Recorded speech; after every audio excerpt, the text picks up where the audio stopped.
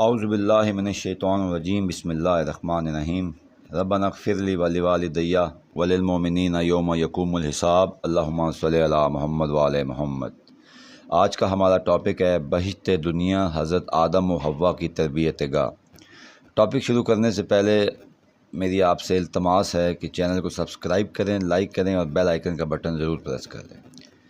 حضرت آدم علیہ السلام کی زمین پر زندگی بسر کرنے کے بارے میں کسی قسم کی کوئی معلومات نہیں تھی۔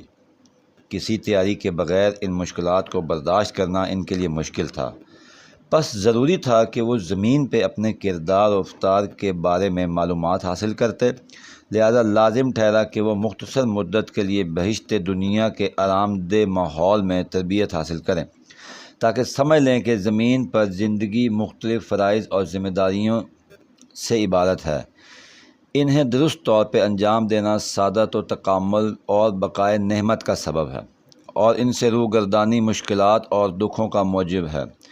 نیز یہ بھی جان لیں کہ اگرچہ وہ آزاد پیدا کیے گئے ہیں، لیکن یہ آزادی مطلق اور لامحدود نہیں ہے کہ جو چاہیں انہیں اسے انجام دیں۔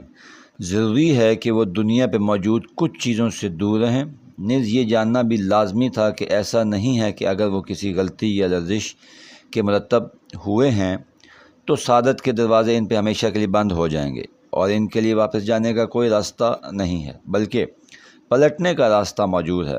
یعنی وہ یہ عہد و پیمان باندھ سکتے ہیں کہ آئندہ حکم خدا کی مخالفت نہیں کریں گے تاکہ دوبارہ نعمت الہی سے بہرہ مند ہو پائیں۔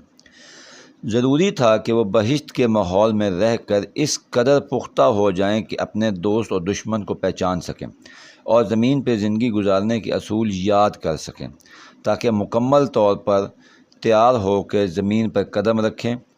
یہ ایسے امور تھے کہ جن کی حضرت آدم علیہ السلام اور ان کی اولاد کے لیے آئندہ زندگی میں ضرورت تھی۔ اس بنا پر کہ حضرت آدم علیہ السلام زندگی پر خلافت خدا کے لیے پیدا کیے گئے تھے، لیکن انہوں نے کچھ مدت اپنی زندگی دنیاوی بہشت میں گزاری۔ شاید اس کی علت یہ تھی کہ انہیں کچھ احکام دیے جائیں تاکہ زمین پر وار ہونے سے قبل انہیں سیکھیں اور ان کی مشق کریں۔ تفسیر نمونہ جلد اول صفحہ نمبر 185 اور 184۔ بس حضرت آدم علیہ السلام اور جناب حوا کی بہشت دنیا میں سکونت در حقیقت ان کے لیے دنیا پہ قدم رکھنے کی تربیتی دورہ تھا، تاکہ زمین پہ جا کر ان حرفات اور خرافات کے مقابلے میں محاذ قائم کر سکیں اور سعادت خوشبختی کا سبب اختیار کر سکیں۔ السلام۔